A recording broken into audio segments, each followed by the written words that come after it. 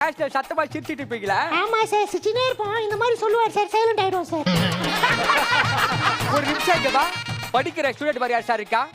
இப்பவே ஹீரோ மாதிரி இவரு அப்படியே ஹேர் ஸ்டைல் வைக்கிறேன்டா. நாளைக்கு மட்டும் இதை ஒட்ட நீ நறுக்கிட்டு வரல, நாளைக்கு ஒட்ட நான் தாடா வெட்டுவேன், ஜாக்கிரதை. சார் நீங்க வெட்டிட்டு போயிடுங்க சார்.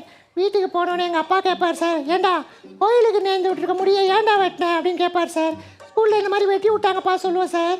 உடனே எங்க அப்பா, ஏண்டா எவனோ ஒருத்த உன்னை பிடிச்சி முடிய வெட்டுற அளவுக்கு உங்க பிரின்சிபல் என்ன கேட்பார் சார்.